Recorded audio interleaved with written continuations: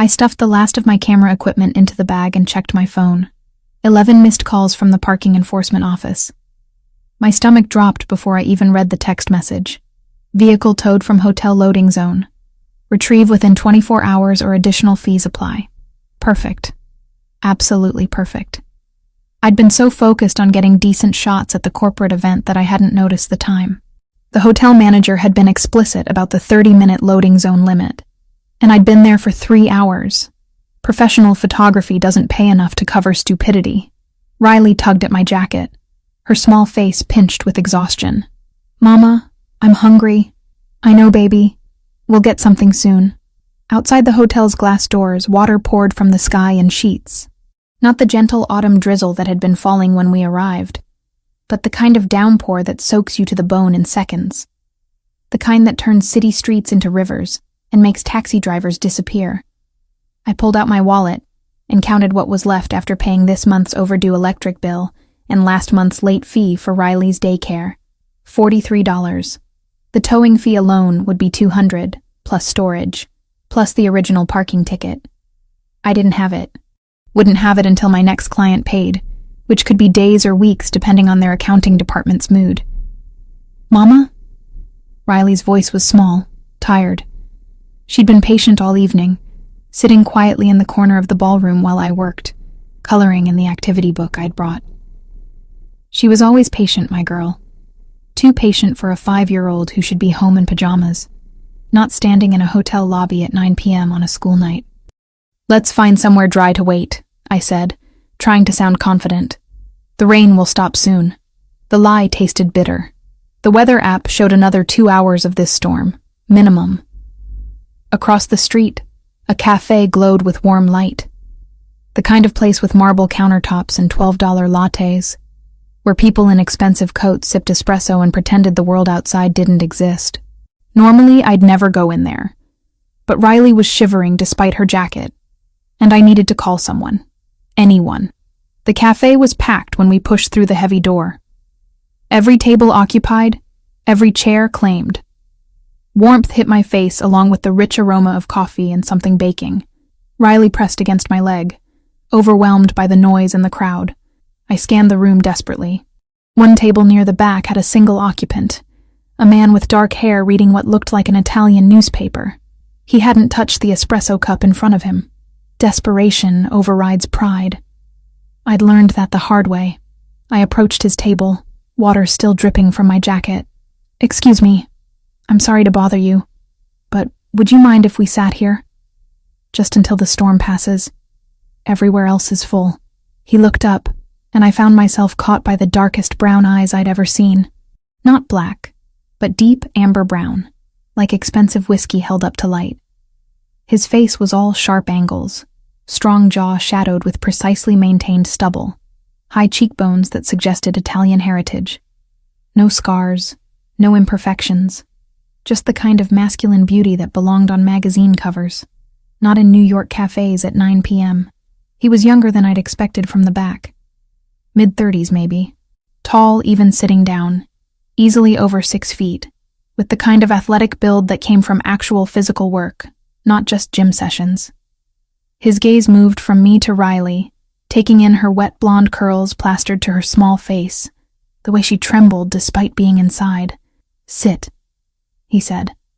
Not a question. A command, but spoken softly.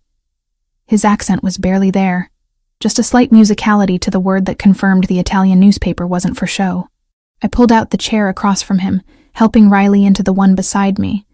She was too quiet, which meant she was either exhausted or coming down with something. Please not sick. I couldn't afford sick. The man folded his newspaper with precise movements and raised one hand. Immediately, a waiter appeared, moving faster than I'd seen any server move in my life. Hot chocolate for the girl, the man said, still looking at Riley. Extra marshmallows. And soup, something warm. Tomato if you have it. Right away, Mr. DeLuca, the waiter said, already backing away. Wait, I didn't order... I started, but the man's attention had shifted back to me.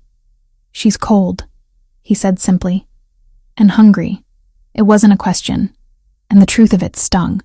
Yes, My daughter was cold and hungry because I couldn't afford to get our car out of impound, couldn't afford a taxi in a storm, couldn't afford anything beyond survival most months.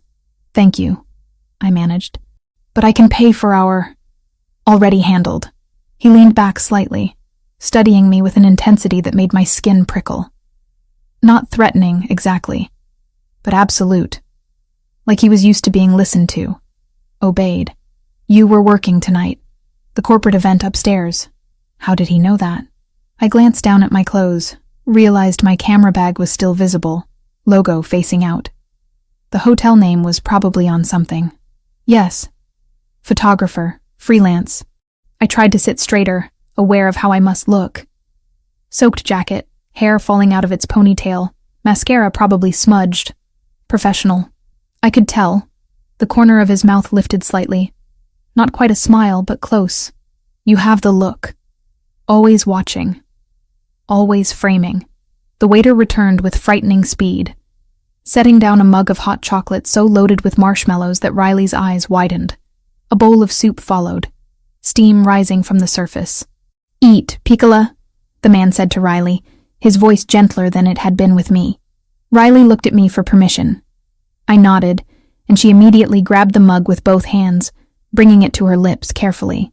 I'm Megan, I offered, feeling like I should at least introduce myself to the stranger buying my daughter dinner. Megan Collins. This is Riley. Julian, he replied. Julian DeLuca. The name meant nothing to me, but the way he said it suggested it should, like he was testing whether I'd recognize it. I didn't.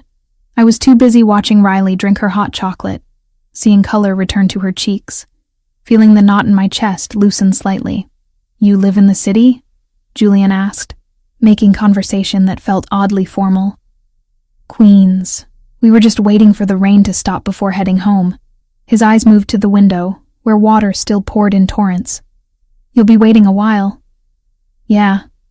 I pulled my phone out, checked it again.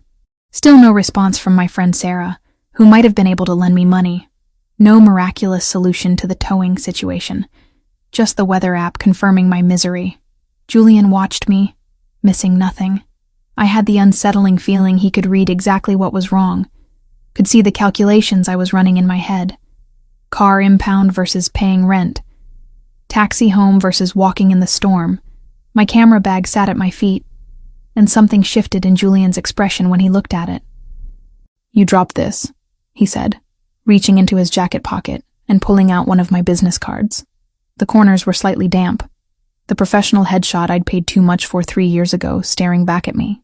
I didn't remember dropping it, but my bag had spilled earlier when I'd rushed to get a shot of the CEO cutting a cake. Oh, thank you. I've been looking for a photographer, Julian said, setting the card on the table between us. For a family event. Nothing corporate. More personal. I blinked. What kind of event? My mother's birthday, a dinner party. 60 guests, maybe more. I'd need someone for the evening. Candid shots. Some formal portraits. He paused. I looked at your portfolio online. Your work is good. Natural. Not overdone. He'd looked me up. Based on a dropped business card. Within the hour. That's very flattering, but I'm sure there are more established photographers who... I prefer your style. Again, not a request. A statement of fact. The event is in 10 days. I can offer an advance on the booking if that would help with scheduling. 10 days. That was fast, but not impossible. And an advance meant money now, which I desperately needed. What kind of advance? The question came out more blunt than I intended, but subtlety felt pointless. Julian named a figure that made my breath catch. It was more than I usually charged for an entire event, and he was offering it up front. That's generous, I said carefully, suspicion creeping in. Very generous for a photographer you just met. I make decisions quickly. His gaze held mine, and I pay well for quality work. Is that a problem? Yes, screamed every instinct I'd developed over the past 2 years of struggling alone. When something seems too good to be true, it is. When strange men offer money, they want something in return. When opportunities fall into your lap, they're usually traps. But Riley was drinking hot chocolate, warm and safe, And I owed $200 to get our car back and had $43 to my name. No, I heard myself say. Not a problem. Julian pulled out his phone, tapped something, then looked back at me. I'll need your number. My driver will pick you up tomorrow to see the venue, discuss specifics.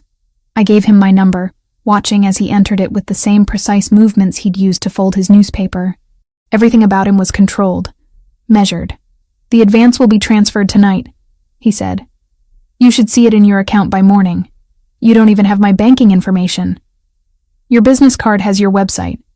Your website has your payment portal. He said it like it was obvious, which it was, but it still felt invasive.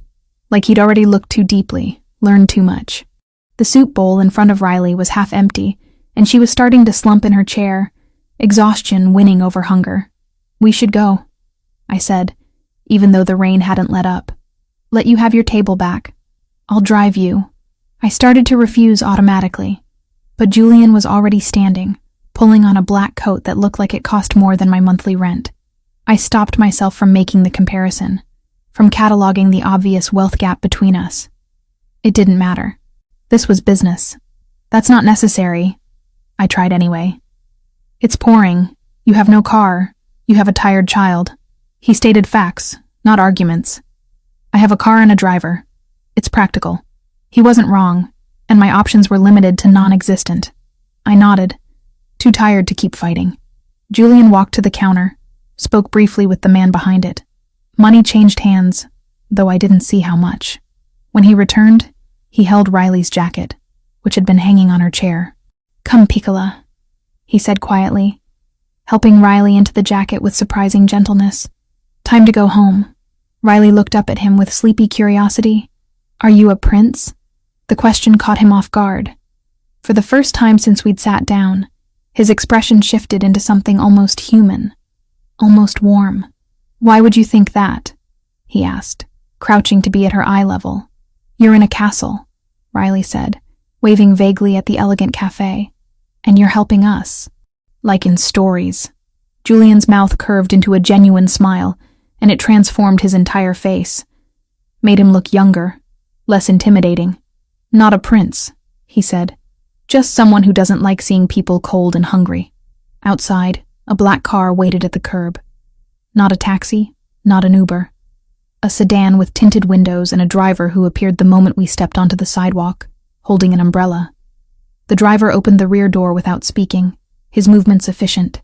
He was built like a wall, broad-shouldered and solid, with the kind of watchful eyes that suggested military or security background. I hesitated at the car door, some primal part of my brain screaming warning. Getting into cars with strangers. Rule number 1 of staying safe in the city. But Riley was already climbing in, drawn by the dry warmth, and Julian was waiting patiently, rain soaking his shoulders. I got in. The interior smelled like leather and something woody, expensive. Cedar, maybe, or sandalwood. Julian slid in beside me, maintaining a careful distance, while Riley curled up on the far seat, her head already drooping. The driver pulled away from the curb smoothly, and we merged into the sparse late-night traffic. I gave him my address in Queens, and if he found it unimpressive compared to wherever Julian DeLuca lived, he didn't show it. The silence in the car felt heavy. I stared out the window, watching the city blur past, trying to make sense of the evening, trying to convince myself this was normal, just a lucky break. Nothing more complicated. Julian didn't speak, didn't pull out his phone, didn't do anything but exist in the space beside me with that same controlled stillness. Halfway through the drive, Riley's small voice broke the quiet. Do princes have castles? Julian glanced at her, then at me, something like amusement in his dark eyes. Some do, he told her. Do you have a castle? Something like that. Riley absorbed this information seriously. Mama says castles aren't real anymore, that they're just in books. Your mother is very wise, Julian said, but he was looking at me now, not Riley. But sometimes reality surprises us. I didn't know what to say to that, so I said nothing. The car pulled up to my building 40 minutes later, the rain finally starting to ease. It looked exactly like what it was. A worn-down apartment complex in a neighborhood that had seen better decades. Graffiti on the walls, broken security light, trash collecting in corners.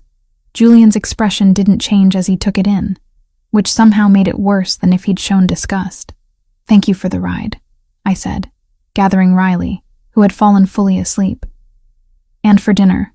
And for the job. You didn't have to do any of it." "Tomorrow at 10, Julian said instead of acknowledging my gratitude. "The driver will be here." "I'll be ready." I carried Riley to the building entrance, her weight familiar and comforting against my chest. At the door, I turned back, some impulse making me look. Julian hadn't driven away. He sat in the back of the car, visible through the window, watching. Making sure I got inside safely, I realized. The realization did something strange to my chest. Loosened something that had been tight for months.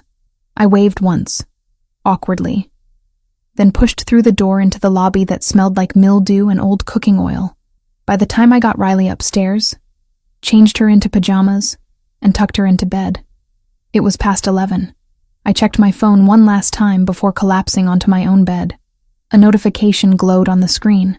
Bank deposit. The exact amount Julian had promised. Already transferred.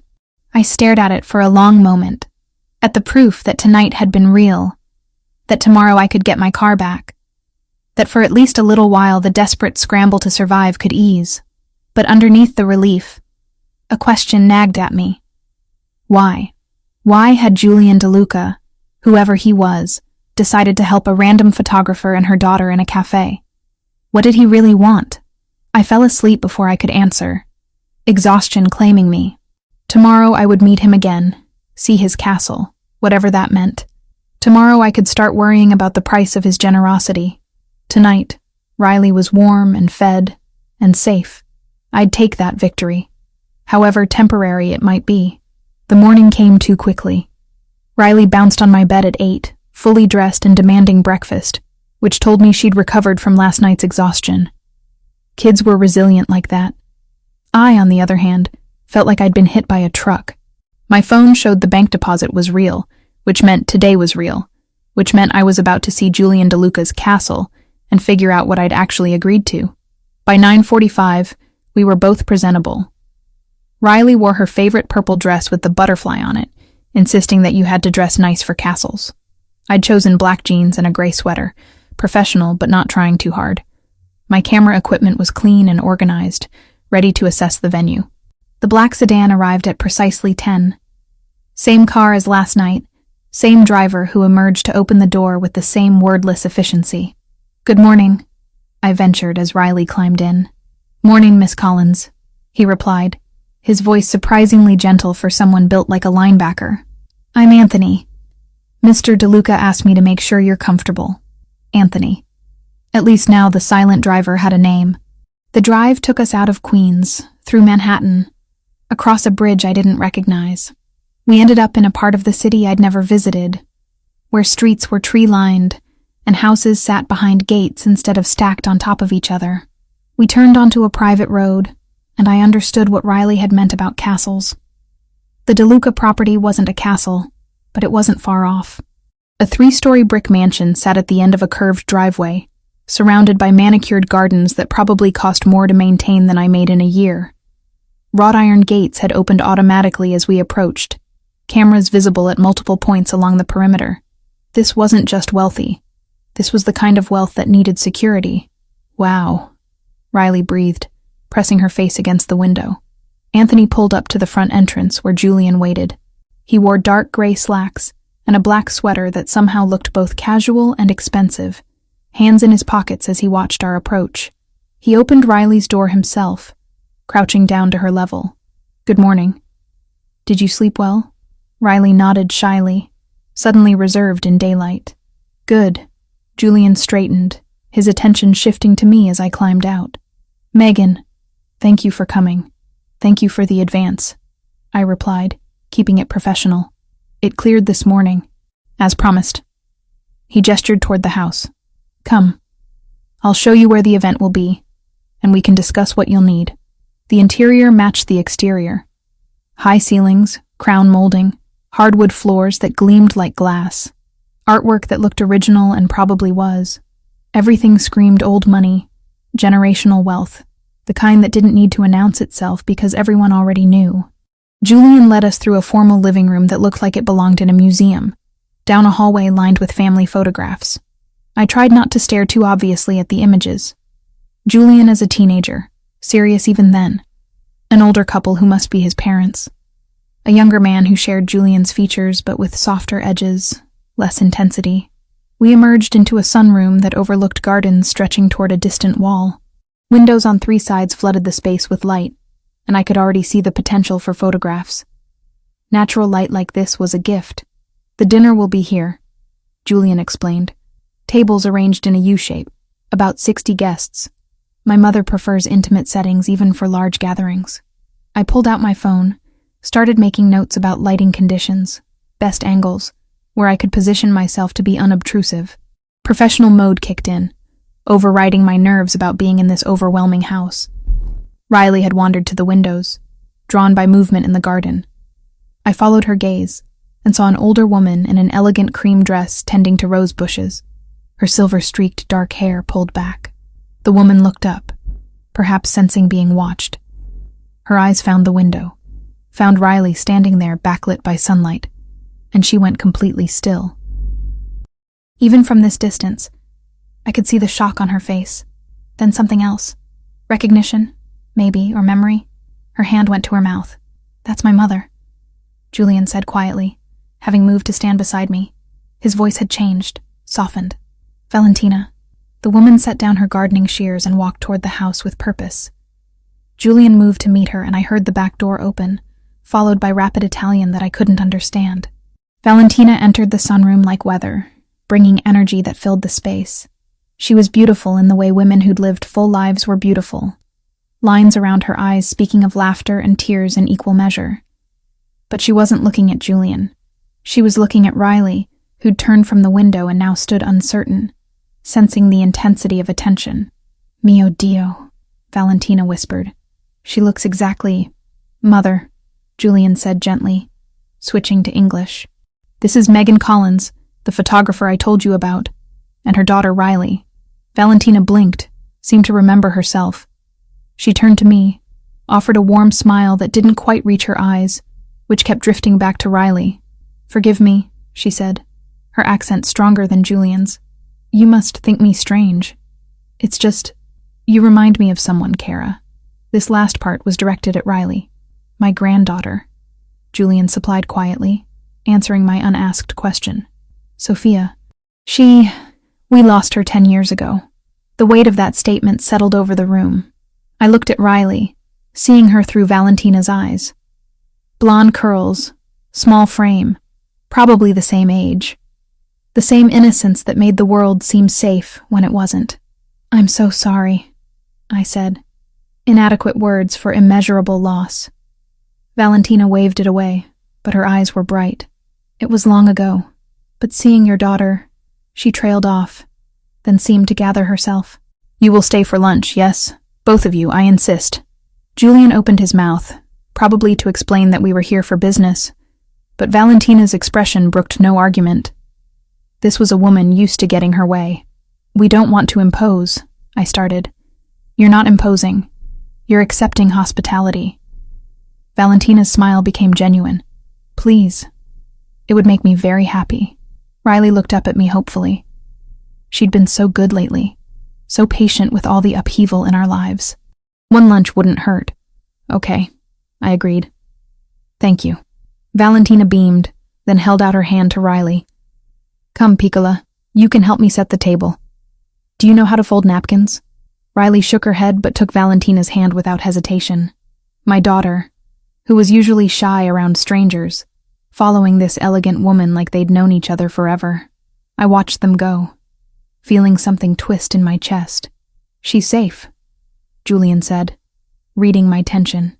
My mother would die before letting harm come to a child in her care. The phrasing was odd, specific, like he'd considered exactly that scenario. "Tell me about Sophia," I said, instead of addressing that strangeness. Julian moved to the windows, looking out at the garden. She was 4, my brother Christopher's daughter. There was an incident, a territorial dispute with a rival organization.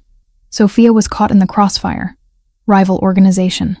Not rival company, not competing business. Organization. The word choice confirmed what I'd started suspecting last night. What kind of business are you in, Julian? He turned to face me, expression unreadable.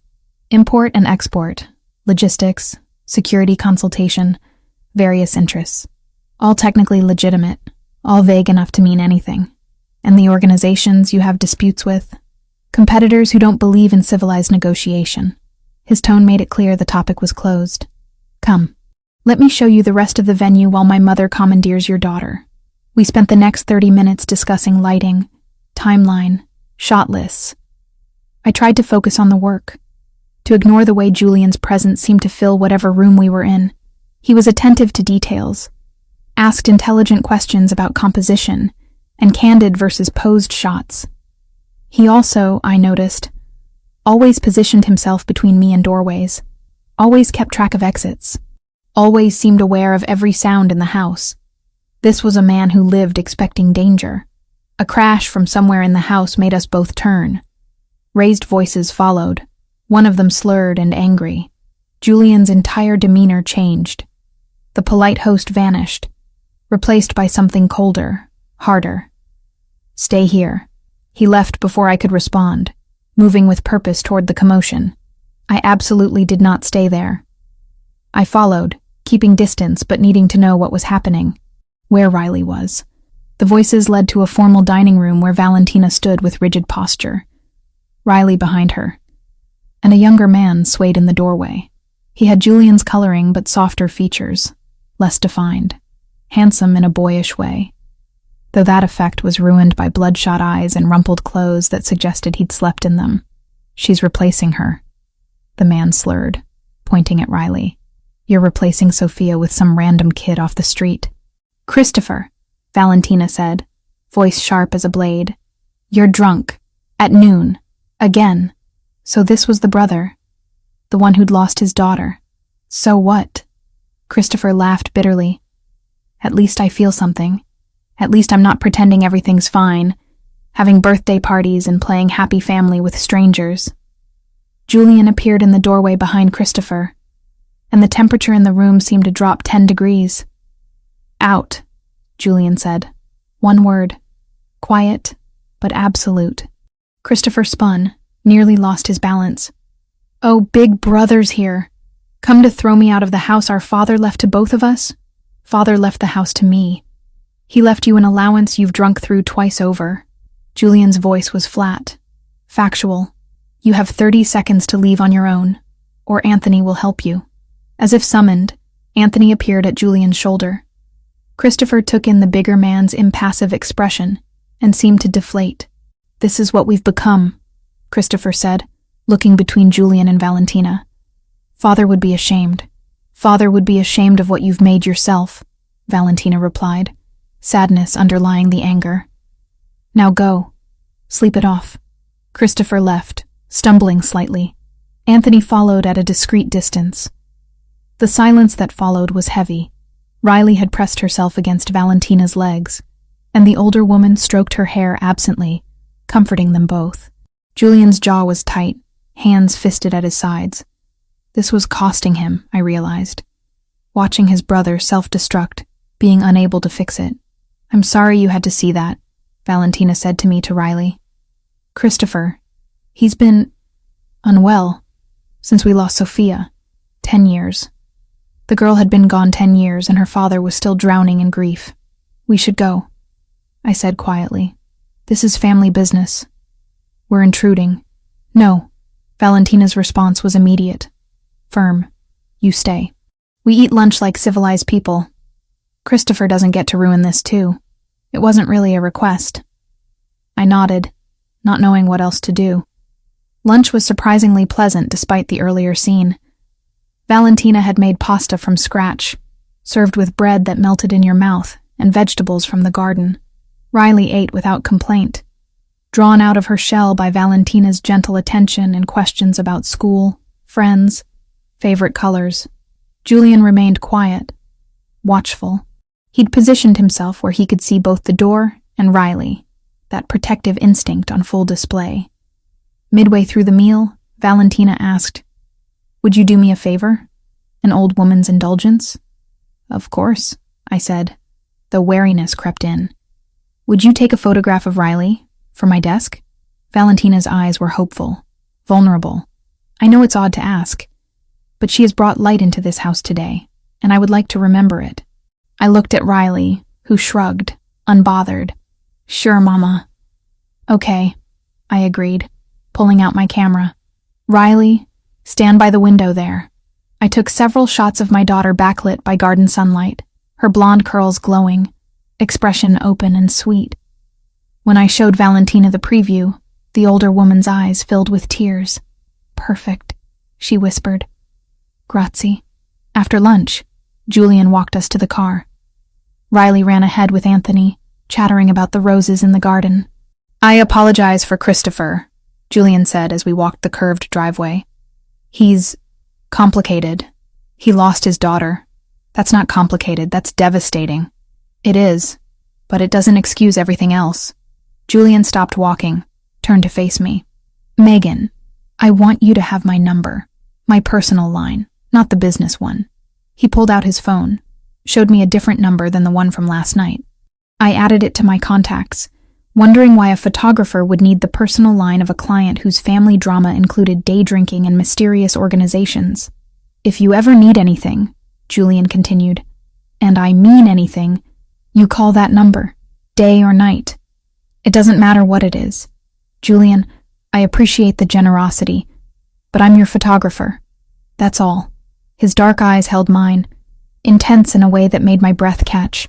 Riley reminds my mother of what we lost. That makes you family adjacent, whether you intended it or not. And I protect what's mine. The possessiveness in that statement should have alarmed me.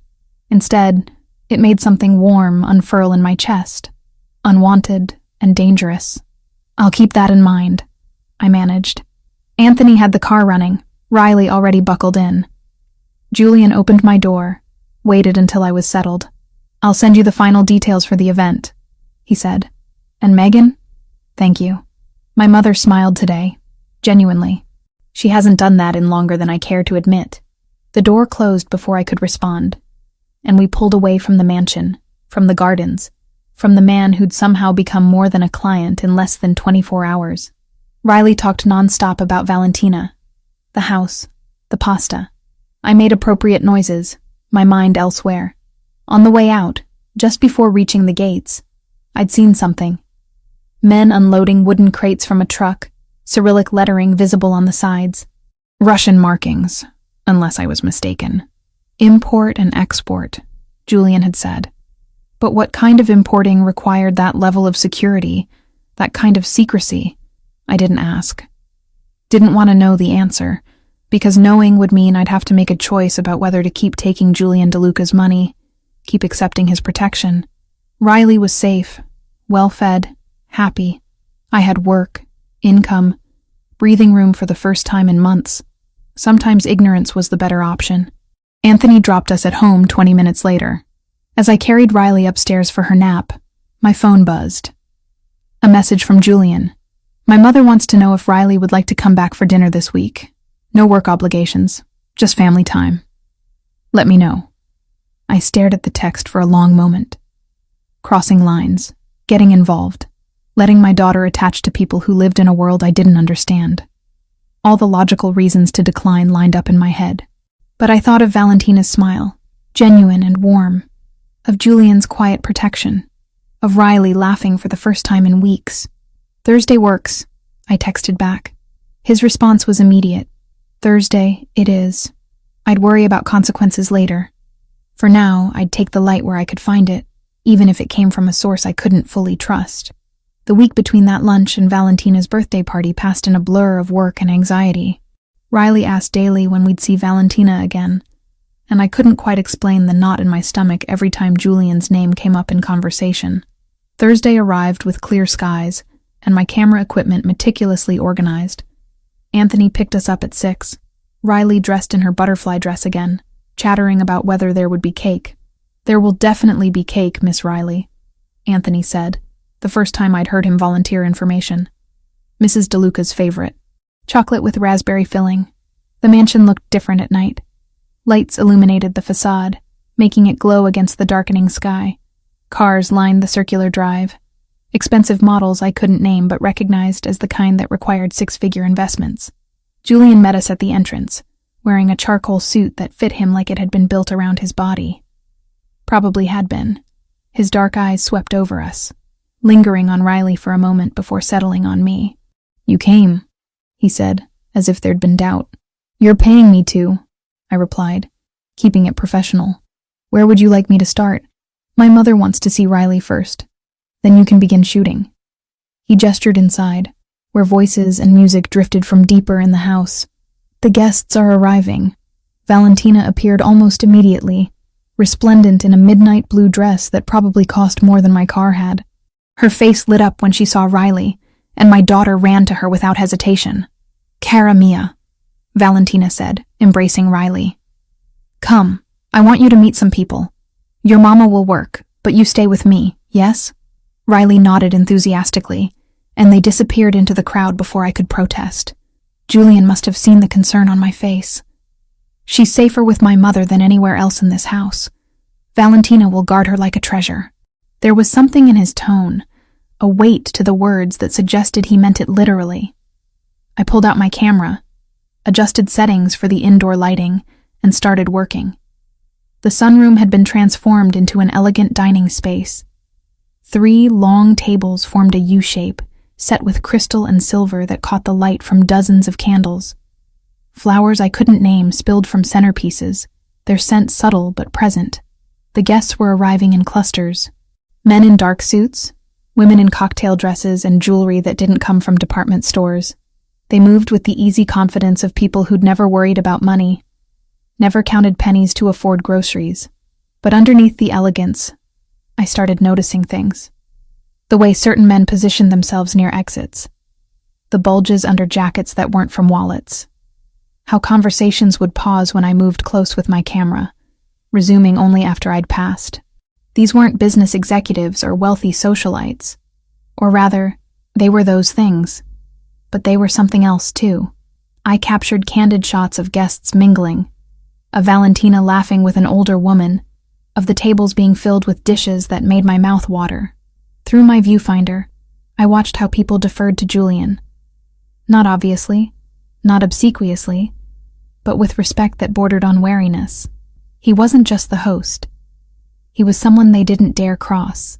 The dinner itself was elaborate, course after course, wine flowing freely, toasts in Italian and English. I moved around the perimeter, trying to be invisible while documenting everything. Riley sat beside Valentina at the head table, eating carefully and clearly on her best behavior. During the main course, I caught movement through a doorway. Christopher stood in an adjacent room with 2 men I didn't recognize. Their body language was wrong, tense and confrontational. I shifted position, trying to appear like I was just looking for a better angle while keeping them in my peripheral vision. Christopher's voice carried despite obvious attempts to keep it low. "The shipment from the Russians is late. 3 days now. Kozlov is getting impatient." Russians, Kozlov, shipment. The pieces clicked together with sickening clarity. The security, the deference, the careful vagueness about Julian's business. Import and export, he'd said. But not the legal kind. One of the men with Christopher noticed me. His expression hardened, and he said something sharp in Italian. Christopher's head snapped toward me, and for a moment our eyes met. I turned away immediately, heart hammering, and focused my camera on the dessert being served. Act natural. Act like you heard nothing, saw nothing. The rest of the dinner passed in a haze. I went through the motions, capturing the cake being brought out with its candles, Valentina's delighted expression, the group singing in Italian. But my hands shook slightly, adrenaline making my pulse too fast. Julian DeLuca wasn't just wealthy. He was exactly what every instinct had been warning me about since that first night in the cafe. He was mafia. And I'd walked my daughter straight into his world. After the cake, guests began mingling again. I found Riley still with Valentina, now helping the older woman open presents. My daughter was safe, happy, completely oblivious to the revelation currently tearing apart my carefully maintained composure. The photographs, Julian's voice came from behind me, making me jump. Are they satisfactory? I turned, camera clutched like a shield between us. They're fine. Good lighting, emotional moments. Your mother will be pleased. He studied me with those dark, penetrating eyes. But you're not pleased. I'm just the photographer. My opinion doesn't matter. You're a terrible liar, Megan. He stepped closer, lowering his voice. What did you see? No point in pretending. Your brother, talking about Russians and shipments, using words that don't fit the legitimate business narrative. Julian's jaw tightened slightly, but he didn't look surprised. And what conclusion have you drawn?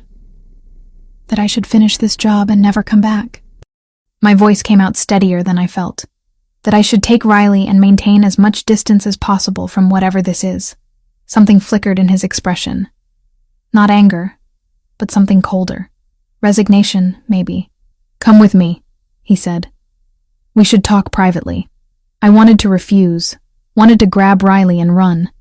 But Anthony had appeared at the edge of my vision, and Valentina still had my daughter. I wasn't leaving without her, and making a scene would only make things worse. I followed Julian through the house to the same office I'd glimpsed on my first visit. He closed the door behind us, muffling the party sounds. Sit, he said, gesturing to a leather chair. I remained standing. I'll finish the job. I'll deliver the photos. But after that, I think it's best if Riley and I don't come back. Is that what you think? Julian moved to his desk, poured amber liquid from a crystal decanter into 2 glasses. He held one out to me. You think you can just walk away? Forget what you've seen? Forget this place exists? I don't know anything, I said, not taking the glass. I overheard a conversation I didn't understand. That's all. You're smarter than that. He set the glass down within my reach. You know exactly what you saw. What we are. What I am. The admission hung in the air between us, heavy with implications. Then let me go, I said quietly. I won't say anything. I have no reason to. I just want to keep Riley safe and live our lives. Julian leaned against his desk, regarding me steadily. Are you afraid of me now? Afraid I'll hurt you or Riley? I should have lied. Should have said no, minimized the threat. Instead, truth spilled out. Yes, I'm afraid. Not that you'll hurt us directly, but that being anywhere near you puts us in danger we can't survive. He nodded slowly, as if I'd confirmed something. Good. Fear is healthy. It means you understand the reality of my world. So you'll let us go? I didn't say that. He picked up his own glass, swirled the liquid. You've been in my home twice now. You've seen my family, my associates. You know where I live, what kind of security I maintain. You've photographed faces of men who prefer anonymity. Cold dread settled in my stomach. So what? I'm a security risk? You're going to make sure I disappear? Don't be dramatic. Julian took a sip of his drink. I'm saying you're connected to me now, whether you like it or not. And that means you're under my protection. I don't want your protection. You have it anyway. His tone left no room for argument. The world I operate in. Knowledge is leverage. People might try to use you to get to me. Or your daughter. That's not a threat from me, that's reality. So you accept my protection. Or you put yourself at risk trying to refuse it. I wanted to argue. To tell him he was wrong. But the cold logic made horrible sense. What does that mean, practically? I managed. It means you have my number. You use it if there's ever a problem. Any problem. It means Anthony or someone else will occasionally check on you. Make sure you're safe. It means that if anyone ever threatens you or Riley, you call me immediately. And in return, you live your life. You work. You raise your daughter. You do whatever makes you happy. He set down his glass. The only requirement is discretion about what you've seen here. But I don't think that will be a problem. It was a cage, but a gilded one. Protection that doubled as surveillance. Kindness that carried obligation. I need to get Riley, I said. Not agreeing, but not refusing either. It's late. Julian moved to the door, opened it. I'll have Anthony bring the car around. Your payment is in an envelope on the entry table. There's a bonus included. I followed him back to the party, which had thinned but not ended.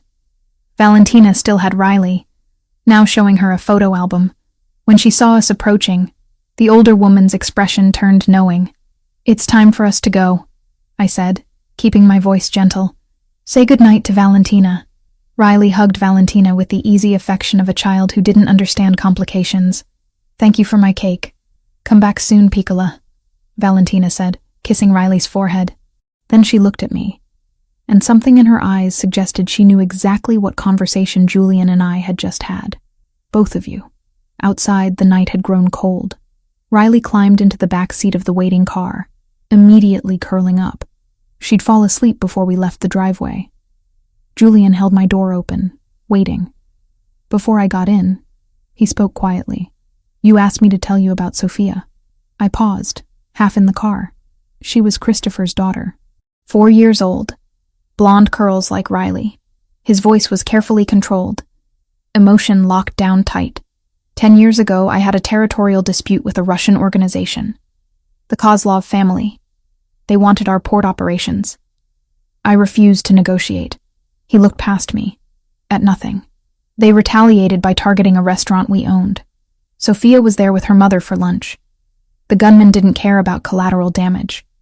Sophia died instantly. Her mother survived but never recovered. She killed herself 2 years later. I felt cold despite my jacket. "Julian." I was 24. I'd just taken over from my father 6 months earlier. I thought I was invincible, that my name alone would protect my family. His eyes met mine, and the pain there was raw, real. I learned otherwise, and I swore I would never, ever let anyone in my care be vulnerable again. The implication was clear. Riley reminded them of Sophia. Valentina had lost her granddaughter. Julian had lost his niece and sister-in-law. And now we were here, inserted into that wound. "I'm sorry for your loss," I said, because nothing else seemed adequate. "Don't be sorry. Be careful. Be smart. And call me if you ever need help." He stepped back, allowing me to close the door. Through the window, I watched him stand there as Anthony pulled away. Still watching, still protecting, even as we left. Riley slept the entire drive home. I carried her upstairs, tucked her into bed, and then sat in my living room staring at the envelope Julian had given me. Inside was the agreed payment, plus a substantial bonus. Also a business card with just his personal number, no name. I should have been relieved. Should have felt like I'd escaped something dangerous. Instead, I felt marked, claimed, protected whether I wanted to be or not. My phone buzzed. A text from Julian. "Thank you for tonight. My mother is happy. That matters to me." I stared at the message for a long time before responding. "You're welcome." Nothing else seemed safe to say, because the truth was complicated and dangerous, and I didn't fully understand it myself yet. I'd walked into Julian DeLuca's world, thinking I was just a photographer. Now I knew I was something else entirely. What that meant, I'd discover soon. 3 weeks passed without contact from Julian, beyond a brief text thanking me for the photos. Valentina called twice, asking when Riley could visit again, but I kept making excuses. Distance felt safer, necessary. Then the letter arrived. Plain white envelope, prison postmark from upstate. My hands shook as I opened it, already knowing who it was from before I saw Ryan's handwriting. "Megan, my lawyer says I'll be out in 2 weeks. Early release for good behavior. We need to talk about Riley. She's my daughter too. My family has hired representation to file for shared custody. You can't keep her from me. See you soon. Ryan." The words blurred as panic flooded my system. Ryan, getting out, coming for Riley. I'd spent 8 months believing distance and prison walls kept us safe. 8 months rebuilding our lives without looking over my shoulder. And now he was coming back. Riley was at kindergarten. Wouldn't be home for another 3 hours. I had time to figure this out. Time to breathe. Except I couldn't breathe. I called the legal aid office I'd used when filing the original restraining order. Got transferred 4 times before reaching someone who could help. "Custody cases are complicated," the attorney said, her voice professional but not unkind. "Especially when the father has financial resources. Does he? His family does. They never approved of me. They'll pay whatever it takes."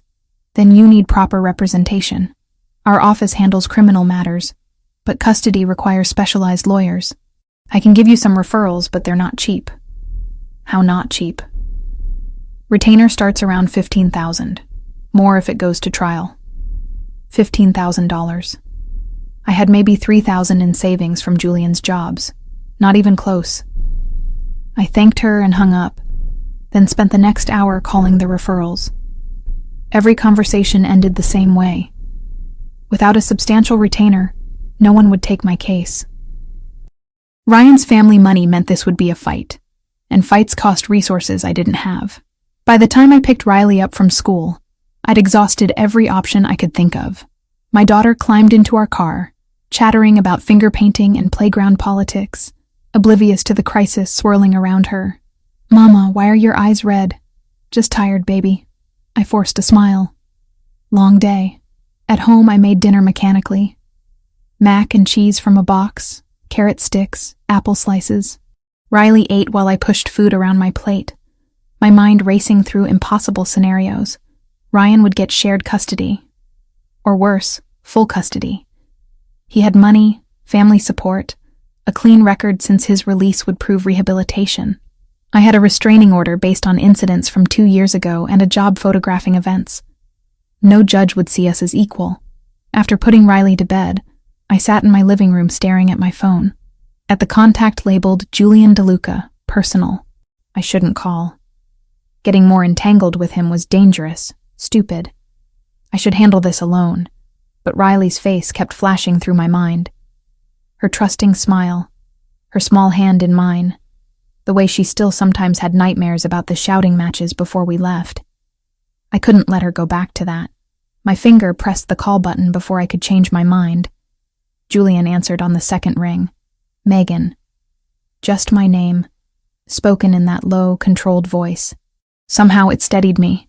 "I need help," I said, the words catching in my throat. I wouldn't call if there was any other option. But there isn't. And Riley, slow down. What happened? I told him about the letter, the custody threat, the lawyers who wouldn't take my case without money I didn't have. The words spilled out in a rush. 2 weeks of fear and uncertainty I'd been suppressing finally breaking through. Julian listened without interrupting. When I finished, silence stretched for several seconds. "Your address," he said finally. "Right now." "What?" "Tell me your address. I'm coming to you." I rattled off the street and apartment number, too tired to argue. 30 minutes, Julian said. "Lock your door. Don't open it for anyone but me." He hung up before I could respond. 28 minutes later, headlights swept across my window. I peered through the blinds to see the black sedan pulling up, Julian emerging from the back seat with Anthony close behind. I opened the door before they could knock, not wanting Riley woken. Julian stepped inside, his presence immediately making my small apartment feel smaller. His eyes swept the space, cataloging exits and sightlines with practiced efficiency, before settling on me. "Where's Riley?" "Asleep.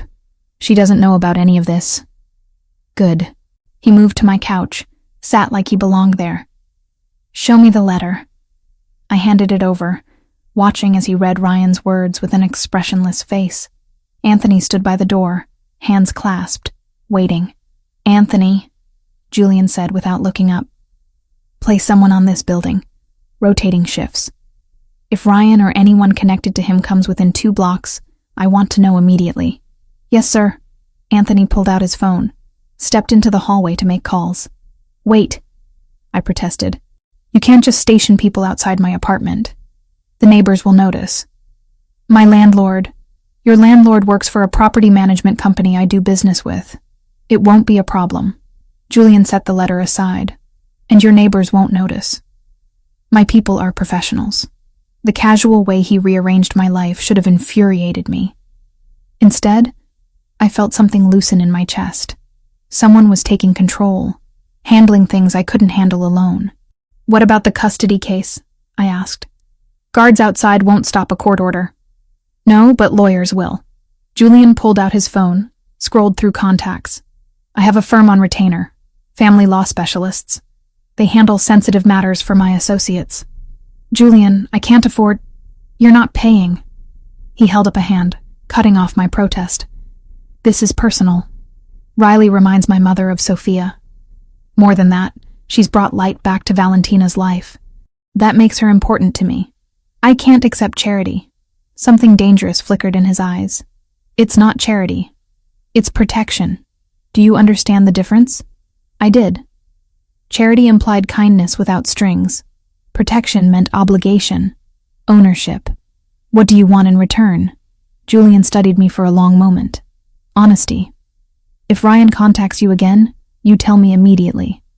If anything threatens Riley, you call me before anyone else, including the police. Why not the police? Because the police have procedures, paperwork, delays. I don't. His voice was soft but absolute. Riley's safety is too important for bureaucracy. Anthony returned, nodding to Julian. Done. Martinez is already en route. Chang takes over at midnight. Good. Julian turned his attention back to me. Tomorrow morning, 10 a.m. My lawyers will meet you at their office. Anthony will drive you. I have a job. A client shoot at 11. Cancel it. I can't just... Megan. Julian leaned forward, his gaze intense. Your ex-husband is threatening to take your daughter. Everything else is secondary. Cancel the shoot. Anthony will take you to the lawyers. They'll handle the paperwork. And we'll shut down Ryan's custody claim before it gains traction. The certainty in his voice, the absolute confidence that he could fix this, made me want to believe him. Made me want to surrender control and let someone stronger handle the fight. Why are you doing this? I whispered. Really, not the explanation about Valentina or Sophia. Why do you care what happens to us? Julian sat back, considering the question. When he spoke, his voice carried a weight I hadn't heard before. When Sophia died, I was young and arrogant. I thought my position, my name, would be enough protection. I learned otherwise. My niece paid for my mistakes with her life. His jaw tightened. I swore I'd never let that happen again. That anyone under my protection would have every resource, every advantage I could provide. But we're not under your protection. Not really. We're just people you met in a cafe. You became mine the moment I decided you were. Simple statement. No room for argument. Whether you accept it or not doesn't change the reality. Riley is safe because I've decided she's safe. You're protected because I've decided to protect you. The possessiveness should have terrified me. Instead, exhaustion and relief made me slump forward, elbows on my knees. I don't know how to thank you. Don't thank me.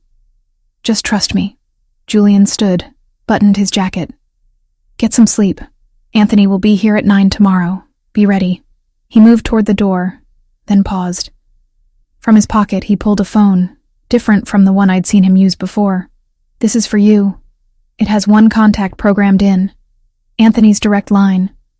If you need immediate help, you call him. He'll have someone here in minutes. Or he'll come himself. I took the phone. Felt its weight in my palm. Another leash. Another connection to Julian's world. What if Ryan's lawyers are better than yours? The question came out small, vulnerable. Julian's expression softened slightly, the dangerous edge receding. They won't be. Trust me on this. Ryan might have family money, but I have resources he can't imagine. By the time my lawyers finish, he'll be lucky if supervised visitation is still an option. After they left, I checked on Riley. She slept peacefully, one hand curled under her cheek, blonde hair spread across her pillow. My daughter. My whole world. The reason I'd fled, survived, rebuilt. And now she was the reason I'd tied myself to a man whose protection came with invisible chains. I climbed into bed but couldn't sleep. Instead, I stared at the phone Julian had given me. At the single contact labeled, Anthony, Emergency. And wondered what price I'd eventually pay for accepting this help. The answer came sooner than I expected. But not in the way I'd feared. The week following my meeting with Julian's lawyers felt surreal. They'd moved with frightening efficiency, filing counter motions before Ryan's attorneys had even officially served papers. I'd sat in their glass-walled conference room while 3 sharp-eyed lawyers in designer suits explained how they'd systematically dismantle Ryan's custody claim.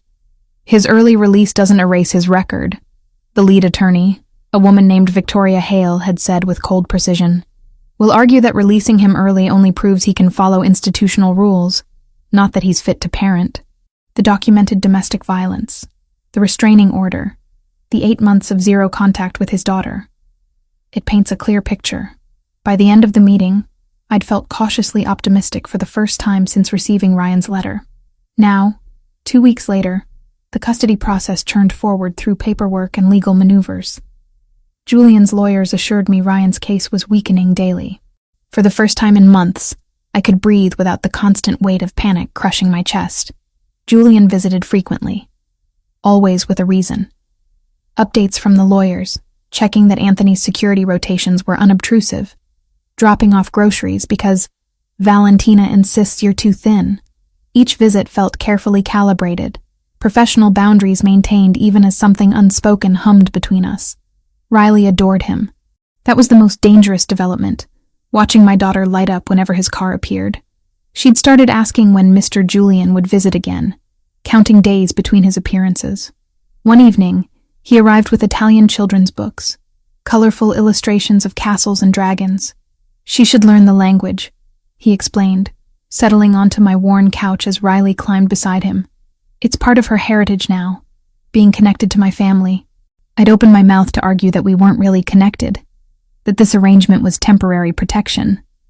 But Riley was already sounding out Italian words under Julian's patient guidance, and the protest died unspoken. Over the following weeks, Julian taught Riley basic phrases. Buongiorno for good morning, grazie for thank you, ti voglio bene, which he translated as, I care about you, though I knew enough Italian to recognize it meant something closer to, I love you. Riley practiced constantly, greeting Anthony in Italian when he arrived for security checks, telling me buonanotte at bedtime. She was 5 years old and already bilingual, thanks to a man who'd entered our lives by accident. Or had it been accident? I'd started wondering about that first night in the cafe. The convenient job offer, the perfectly timed advance. Julian had admitted to investigating me after finding my business card. How much had been chance and how much calculation? The thought should have disturbed me more than it did. Sunday morning, 3 weeks after the lawyers' meeting, Valentina called. Lunch today, she announced, brooking no argument. 1 o'clock. Julian will send Anthony. It's family tradition. Sunday lunch. Your family now. Valentina, we're not really your family because I say your family. Now dress comfortable. We eat in the garden when weather is nice. She hung up before I could protest further. Anthony arrived at 12:30. Riley wore her purple butterfly dress again, declaring it her going to see Nonna outfit. When had Valentina become Nonna instead of Mrs. DeLuca? The mansion looked different in afternoon sunlight, less imposing. Gardens bloomed with late spring flowers, and I could hear voices and laughter from somewhere in back. Julian met us at the door, dressed more casually than I'd ever seen him. Dark jeans, a gray Henley that clung to his shoulders, no jacket. He looked younger, more approachable. They're in the garden, he said, gesturing us through. Warning, my mother invited half the neighborhood. Sunday lunches get extensive. The garden had been transformed into an outdoor dining room. A long table covered in white cloth stretched across the patio, already laden with platters of food. 30 people milled around, talking and laughing in a mix of Italian and English. Children ran through the flower beds, their shrieks of joy cutting through adult conversation. Valentina appeared, resplendent in a coral dress, and swept Riley into a hug. There's my beautiful girl. Come. The other children are playing by the fountain. Riley hesitated, looking back at me. Julian crouched beside her.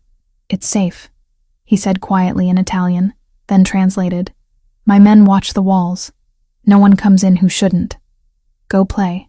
Riley nodded, trusting him completely, and ran off with a girl near her age who'd appeared at Valentina's side.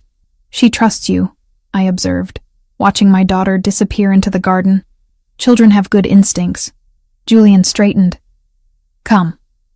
I'll introduce you to everyone, though most won't remember your name after today. Italian families are large and loud. He wasn't wrong.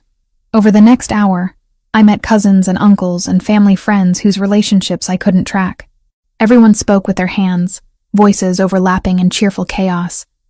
Food appeared in endless waves, antipasti, pasta, grilled meats, vegetables drizzled in olive oil, bread still warm from the oven. Through it all, Julian stayed close, not hovering, but present, introducing me as Megan, a friend of the family, with his hand resting briefly on my lower back or shoulder, casual touches that felt like claims. During the meal, I noticed Christopher at the far end of the table. He was sober today, or close to it, picking at his food while watching Julian with undisguised bitterness. When Julian threw his head back, laughing at something Valentina said, Christopher's expression twisted into something ugly. "Don't mind him," a woman beside me murmured. Julian's cousin, I thought, though I'd lost track. Christopher's been angry at the world since Sophia died, especially angry at Julian for surviving the grief better. After lunch, as guests lingered over coffee and dessert, Julian found me watching Riley play with the other children. "Want to get out of here?" he asked quietly. "The chaos gets overwhelming. Won't your mother mind? She'll be delighted. She's been trying to get me alone with you for weeks." The admission made heat rise to my face. Julian noticed something that might have been amusement flickering in his dark eyes. "Ice cream," he said. "There's a place Riley will love." 20 minutes away, Riley was thrilled at the prospect, bouncing in the back seat of Julian's car, a different vehicle than the usual sedan. This one a dark blue SUV with leather seats and technology I didn't understand. The gelato shop was small and family-owned, tucked into a neighborhood that felt frozen in another era. Julian knew the owner by name, spoke to him in rapid Italian, while Riley pressed her face against the glass display case. "She wants to try everything," I translated, smiling at my daughter's indecision. "Then she'll try everything," Julian replied simply, ordering a sampler of 6 flavors. We sat at an outdoor table, Riley methodically working through her gelato, while Julian and I pretended not to watch each other. The afternoon sun was warm, the street quiet. It felt almost normal, like we were just a family enjoying weekend ice cream. Except we weren't a family. We were a single mother, her daughter, and a man whose protection came with obligations I hadn't fully acknowledged. Riley's eyes grew heavy halfway through her second flavor. The long afternoon, the playing, the rich food. It all caught up to her at once. Julian noticed before I did. "Come on, Piccola," he said gently. "Time for a rest." He carried her to the car, settled her in the back seat where she immediately curled up and fell asleep. Instead of driving home, Julian pulled into a small park nearby and killed the engine. "She'll sleep better if we don't move," he explained, turning in his seat to face me. "We can wait." In the sudden quiet, with my daughter sleeping peacefully behind us, the barriers I'd maintained crumbled slightly. "Why are you really doing all this?" I asked, not demanding, just needing to understand. "The lawyers, the security, the Sunday lunches, were nothing to you." Julian's expression shifted, something vulnerable breaking through his usual control.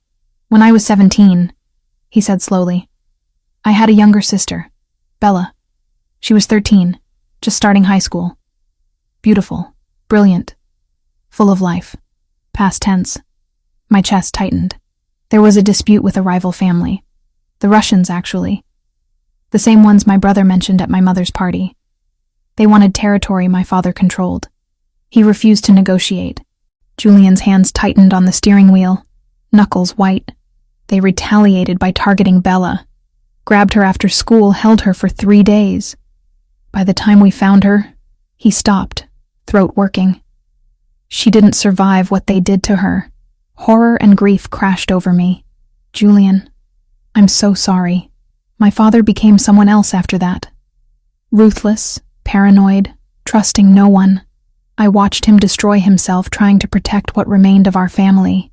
He died 5 years later, heart attack from the stress. Left me in charge at 22. He turned to look at me directly, dark eyes blazing with intensity. I swore I would never let anyone under my protection suffer what Bella suffered, that I would use every resource, every advantage, to keep my people safe. And then Christopher's daughter Sophia died in that restaurant shooting. Despite all my promises, the weight of that guilt, carried for 10 years, was visible in every line of his face. So yes, I'm protecting you and Riley. But it's not charity. It's penance. It's trying to save someone I can save, when I couldn't save the ones I lost. Without thinking, I reached across the console and took his hand. His fingers closed around mine immediately, grip almost painful in its intensity. "You can't save everyone," I said quietly. "Those deaths weren't your fault, weren't they? I'm the one who holds power now. If I'd been stronger, smarter, more ruthless, you'd be your father. Dead at 47 from the stress of trying to control the uncontrollable."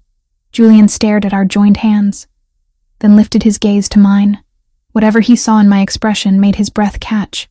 "You're not afraid of me. I should be. You terrify me, but not for the reasons you think." "What reasons then?" I couldn't say it. Couldn't admit that what terrified me was how much I'd come to depend on him, how safe I felt in his presence, how my daughter called his mother Nonna and learned Italian from him and looked for his car every afternoon, how I'd started falling for a man whose world would eventually consume us. Instead, I leaned across the console and kissed him. Julian went completely still for one heartbeat. Then his free hand cupped the back of my head, and he kissed me back with an intensity that stole my breath. It wasn't gentle or tentative. It was claiming, demanding, 10 weeks of tension finally breaking free. I tasted desperation in that kiss. His and mine both. Two people who'd been alone too long, finding temporary refuge in each other. When we finally pulled apart, both breathing hard, Julian rested his forehead against mine. "This complicates things," he said roughly. "I know. You deserve better than this. Better than me. Maybe I get to decide what I deserve." He pulled back enough to meet my eyes. "If we do this, if we cross this line, there's no going back. You'll be mine in ways that go beyond protection. Do you understand that?" The possessiveness should have sent me running. Instead, it sent heat through my veins. "I understand." Julian kissed me again, softer this time, before reluctantly pulling away. "I should take you home. Riley needs her bed, not a car seat." The drive back was quiet, charged with unspoken promises and acknowledged complications. At my building, Julian walked us to the door despite Anthony's presence nearby. "I need a few days," he said, as Riley stumbled sleepily toward the elevator, "to handle some business that's been building. Anthony will maintain security, and the lawyers have everything under control. Is it dangerous, this business?" "It's always dangerous, but I'll be careful." He brushed his thumb across my cheek. "Call me if you need anything. I mean it." After they left, I carried Riley to bed and then stood at my window, watching the street below where one of Julian's men maintained watch from a discreet distance. I'd crossed a line today, acknowledged feelings I'd been denying, accepted that whatever was happening between Julian and me was more than convenience or protection. The question was what price we'd both pay for that acknowledgement. The text came at 3:47 in the afternoon, while I was editing photos from a wedding shoot. A video file, no words attached. My finger hovered over the screen, some primal instinct warning me not to open it. But mothers don't have the luxury of ignoring potential information about their children. I pressed play. Riley sat tied to a chair in what looked like an abandoned warehouse. Gray walls, concrete floor stained with God knows what. Her blonde curls were tangled, tear tracks cutting through the dirt on her small face. Someone had put duct tape across her mouth, and her eyes were wide with terror barely contained. The camera zoomed closer, and I could see her chest heaving with panicked breaths through her nose. She was trying so hard to be brave. Below the video, text appeared in Cyrillic characters, followed by a rough English translation. "DeLuca has 12 hours. Port access or the girl dies." The phone fell from my shaking hands onto the table. Riley. My baby. My entire world, taken by monsters who saw her as nothing more than leverage. I couldn't breathe. Couldn't think beyond the image of her terrified face, the ropes cutting into her small wrists, the certainty that she was calling for me in her mind. My hands found the phone again, fumbling to dial Julian's number. It rang once before he answered. "Megan, they have her." My voice broke on the words. "The Russians. They sent me a video. She's tied up and scared, and they're going to kill her if you don't—" "I know." His voice was deadly calm. I received the same video 2 minutes ago. Where are you? Home. I'm at home. Julian, they're going to hurt her. They won't. Steel underneath the words. Not while she's valuable. Listen to me carefully. Lock your door. I'm sending Anthony to get you. 10 minutes. Pack nothing, just wait. I can't just wait. Megan. He cut through my rising hysteria. Every second you spend panicking is a second we're not moving. Trust me. I will get her back. The line went dead. I paced my small living room like a caged animal, checking the window every 30 seconds.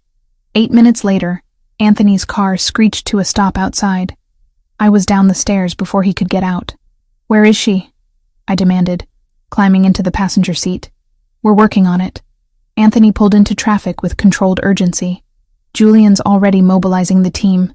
The drive to Julian's mansion took 17 minutes that felt like 17 hours. My mind kept showing me that video on repeat. Riley's terrified eyes, the ropes, the cold warehouse. What were they doing to her right now? Was she crying? Screaming? Did she think we'd abandoned her? The mansion gates were already open when we arrived. Multiple vehicles crowded the circular drive, men in dark clothes moving with military precision. Julian met me at the door. He'd changed into tactical gear, black cargo pants, and a fitted shirt under body armor. His expression was carved from ice. Come, he said, leading me through the house to a room I hadn't seen before. The operations center looked like something from a spy movie. Banks of computer monitors covered one wall, displaying satellite imagery, traffic cameras, heat signatures. Half a dozen men worked at keyboards, voices overlapping in rapid-fire Italian and English. Valentina stood in the corner, rosary beads clutched in her weathered hands, lips moving in silent prayer. Show me, Julian ordered. One of the technicians pulled up the video I'd received. Julian watched it once, face expressionless, then gestured for the tech to freeze on a frame showing the warehouse interior. Background details, he said, pointing. That window configuration. The rust pattern on those pipes. Cross-reference with known Russian holdings in Newark. On it, the tech replied, fingers flying across the keyboard. Julian turned to me. The video was sent 40 minutes ago based on metadata. They're following standard kidnapping protocol, establishing control before making demands. They want your ports. I forced the words past my tight throat. Are you going to give them what they want? No. Simple. Absolute. Because if I negotiate, Riley becomes a template. Every enemy I have will know they can take what's mine to force compliance. She's not yours. The protest came automatically. His dark eyes met mine with an intensity that made my breath catch. Yes, she is. The moment I decided she was. And more importantly, she's yours. That makes this non-negotiable. One of the monitors flashed. Boss, I've got something. 3 warehouses in Newark match the window configuration. Running thermal imaging now. We watched as satellite feeds appeared, showing heat signatures in and around the buildings. The first 2 showed normal activity patterns. The third showed something different. There, the tech zoomed in. 12 heat signatures inside, clustered defensive positions. One smaller signature separated from the group. My heart lurched. That's her. That has to be her. Julian studied the screen with a focus that was almost predatory. Timestamp on when they gathered there? First activity spike was 4:32 this afternoon. The tech reported. Matches our timeline. Want me to confirm with traffic cam footage? Do it. 3 minutes later, we had confirmation. A dark SUV with obscured plates had been caught on camera entering the warehouse district at 3:58, 12 minutes after Riley's school dismissal. That's our target. Julian turned to address the room. Alpha team preps for immediate deployment. Beta team maintains perimeter once we breach. No one leaves that building alive except our people and the girl. The casual way he ordered executions should have horrified me. Instead, I felt savage satisfaction. These men had taken my daughter. They deserved whatever was coming. I'm going with you, I said. No. She's my daughter, which is exactly why you're staying here. Julian's tone brooked no argument. You're emotionally compromised. You'd be a liability in the field. Riley needs her mother alive, not caught in crossfire. Then what am I supposed to do? Sit here and watch? Yes. He moved closer, lowering his voice. You watch every screen. You see the moment we secure her. And when this is over, when she's safe, you're the first face she sees. Not mine. Yours. The logic was sound even as everything in me screamed to go to her. I nodded jerkily. Julian touched my shoulder briefly, the only concession to comfort he'd allow himself. Then he was all business again, issuing rapid commands to his team. 15 minutes later, a convoy of 4 black SUVs left the property. I watched them go through the window, then returned to the operations center where multiple screens now showed dashboard cameras from the vehicles. Valentina appeared at my side with a glass of water I didn't remember wanting. He will bring her home, she said quietly. My son does not fail when family is at stake. She's not his family. She is the child my son protects. That makes her DeLuca, whether papers say so or not. Valentina squeezed my hand. And you, Megan. You are also family now. These men took what is ours. They will learn why that was a mistake. The convoy reached the warehouse district as dusk fell. Through night vision cameras, I watched Julian's team stack up at multiple entry points. His voice came through the speakers, calm and controlled. Thermal shows no change in positions. They're not expecting us yet. Alpha breaches in 60 seconds. All teams confirm ready. A chorus of affirmatives. My fingernails dug into my palms hard enough to break skin. 30 seconds. Weapons free on confirmed hostiles. Priority 1 is locating the child unharmed. Priority 2 is intel. Priority 3 is nobody leaves breathing. I stopped breathing myself. Breach. The world exploded into chaos. Multiple camera feeds showed doors being kicked in simultaneously. Muzzle flashes lighting the darkness, shouted commands in English and Italian. The staccato crack of gunfire filled the speakers. One camera, mounted on Julian's helmet, showed his point of view as he moved through the warehouse with lethal efficiency. 2 men appeared from behind a stack of crates. Julian fired 3 times. Both dropped. North corridor clear, someone reported. East side, 2 tangos down, another voice. Office section ahead, Julian said. Heat signature still there. Hasn't moved. Please let her be okay. Please let her be alive. The helmet camera showed Julian approaching a closed door. He signaled to the men behind him, held up 3 fingers. 3, 2, 1. The door exploded inward. Julian swept into the room, weapon raised. For a heart-stopping moment, the camera showed nothing but overturned furniture and shadows. Then it tilted down. Riley sat in the corner exactly as she'd appeared in the video, tied to a chair, duct tape over her mouth. But her eyes, when they found the camera, went wide with recognition. Target acquired, Julian said, his voice rougher than before. She's alive. She's okay. A sob tore from my throat before I could stop it. Valentina's arm went around my shoulders as my knees buckled. On screen, Julian holstered his weapon and crossed to Riley in 3 long strides.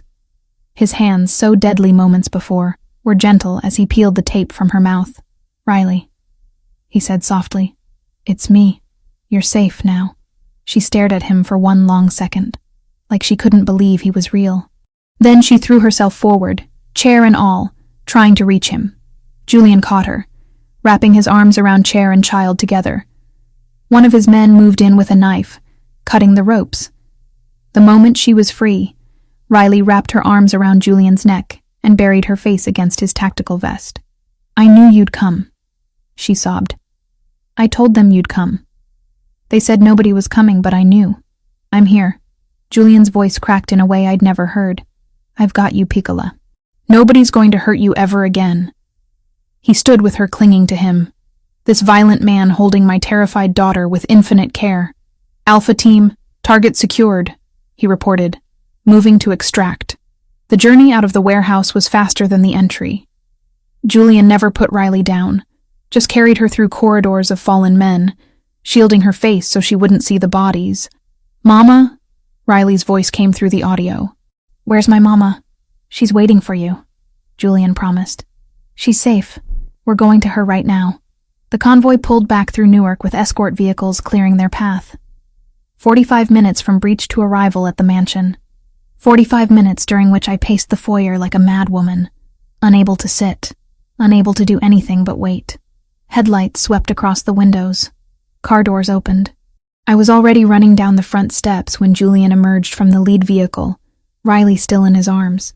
"Mama!" she screamed, reaching for me. I grabbed her from Julian and crushed her against my chest, feeling her small body shake with sobs, breathing in the smell of her hair and sweat and fear. But alive. She was alive. "I'm here, baby," I whispered fiercely. "I've got you. You're safe." Riley clung to me, fingers twisted in my shirt, her whole body trembling. I held her so tightly she had to push back to breathe, but I couldn't let go. Couldn't convince my arms to loosen even slightly. Julian stood a few feet away, watching us with an expression I couldn't fully read. Relief, certainly. But underneath it, something darker. Guilt, maybe. The weight of promises made and nearly broken. Valentina appeared with a blanket, wrapping it around Riley's shoulders, even though the night wasn't cold.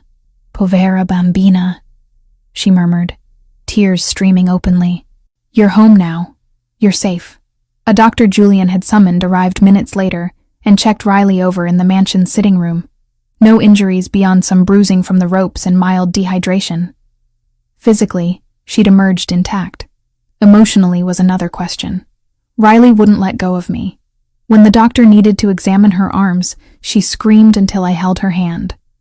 When Valentina tried to bring her hot chocolate, she buried her face against my neck. "It's okay," I kept saying, knowing it wasn't but needing to say something. "You're safe now. Nobody's going to hurt you." After the doctor left and Valentina had coaxed Riley into drinking some water, Julian appeared in the doorway. Riley's head snapped up. For a moment I thought she'd be afraid, would associate him with the trauma. Instead, she reached for him. "Mr. Julian saved me," she said to me, like I might not know.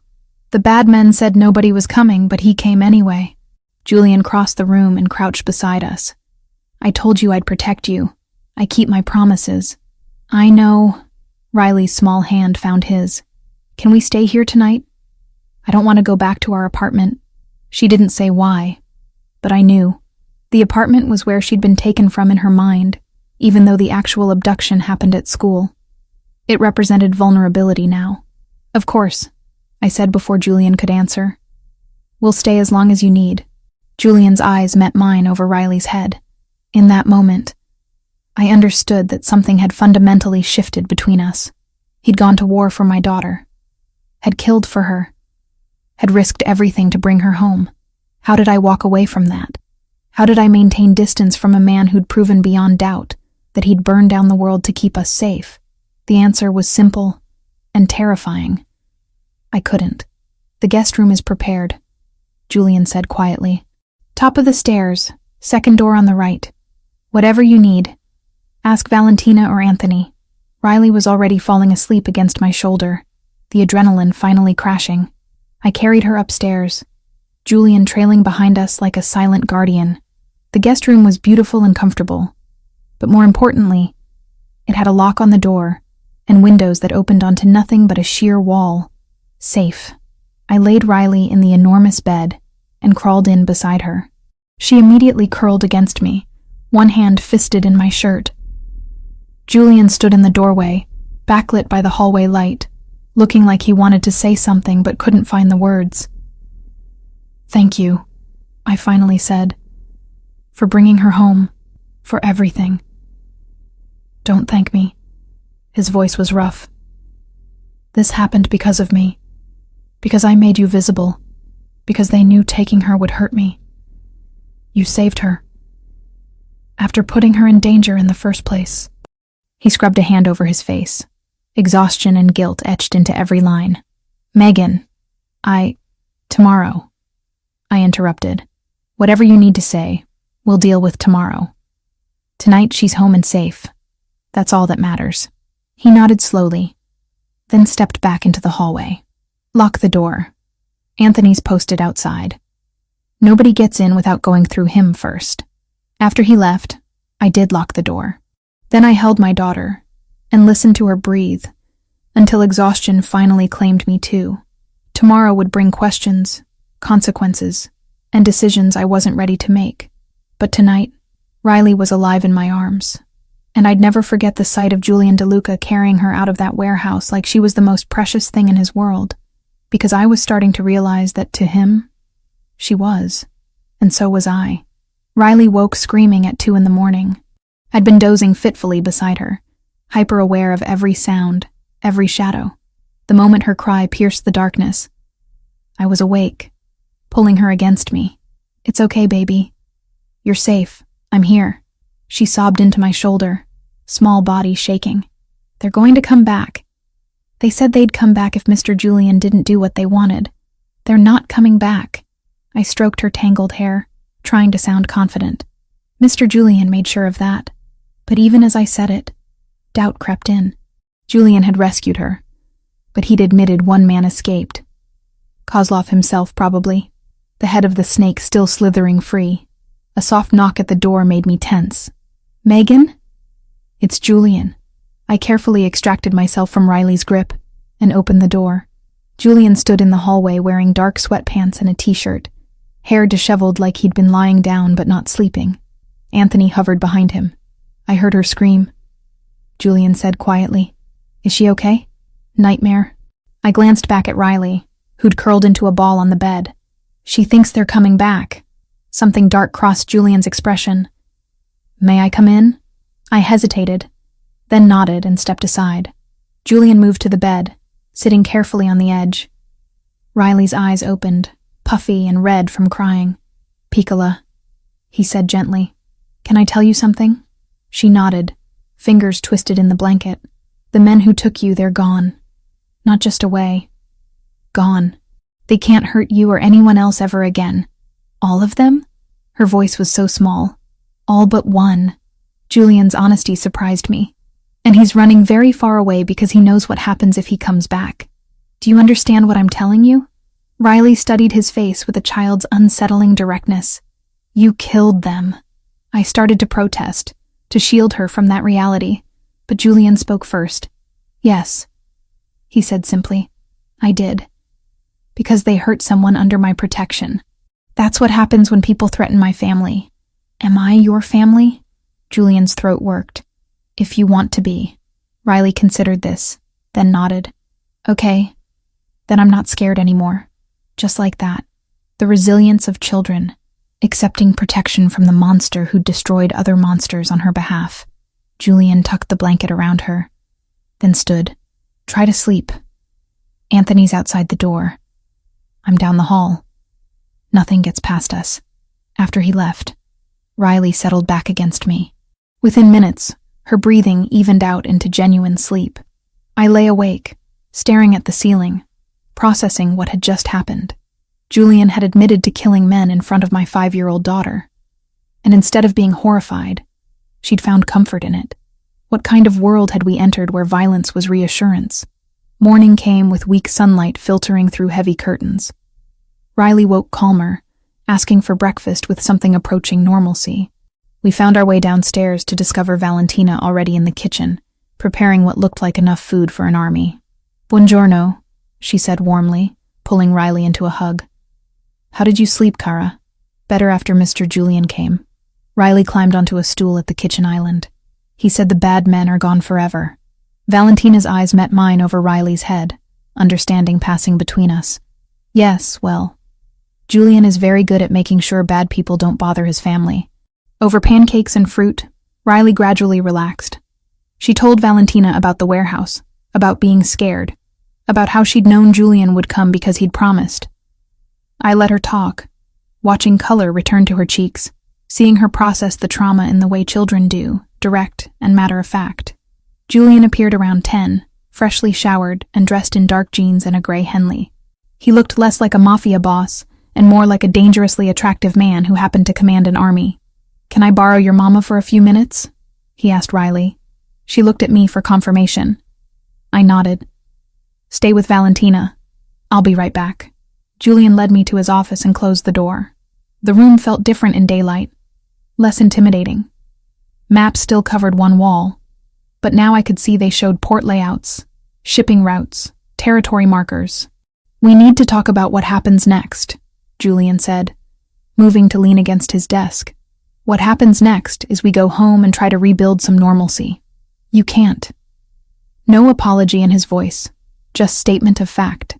Your apartment isn't secure. Anyone who knows where you live knows where to find you. And Kozlov is still out there. You said he's running. For now. But men like him don't forget. They don't forgive. Riley is a loose end, and so are you. He crossed his arms. Until I eliminate the threat permanently, you're staying here. You can't just order us to live with you. I'm not ordering. I'm stating reality.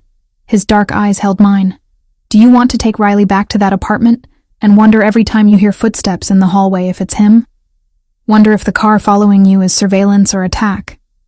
Second guess every stranger on the street? The scenarios he painted made my stomach clench. Because he was right. I'd never feel safe there again. How long? I asked. However long it takes. That's not an answer. It's the only one I have. He moved closer. Megan, I know this isn't what you wanted. But that video they sent you, that was the opening move, not the endgame. Kozlov wants to hurt me, and he knows the best way to do that is through people I care about. We're not your responsibility. Yes, you are. Firm. Absolute. I made you mine when I decided to protect you. That's not something I take lightly or walk away from halfway. The possessiveness in his words should have made me angry. Instead, exhaustion won out. What about Riley's school? My work? We have lives, Julian. Riley transfers to a private academy with better security. I know the headmaster. He owes me favors. You can work from here. The house has a studio space you can convert for photography. He'd clearly thought this through. Or you can take a break from working while Riley recovers. I'll cover expenses. I don't want your money. Then consider it compensation for the danger my world brought to your doorstep. His voice softened slightly. I'm not trying to control you. I'm trying to keep you alive. A knock interrupted before I could respond. Anthony entered without waiting for permission. His expression grim. Boss, we've got a problem. Julian straightened immediately. What kind? Christopher. Anthony pulled out his phone, showed Julian something on the screen. Security footage from the warehouse. He was there. The blood drained from Julian's face. Show me.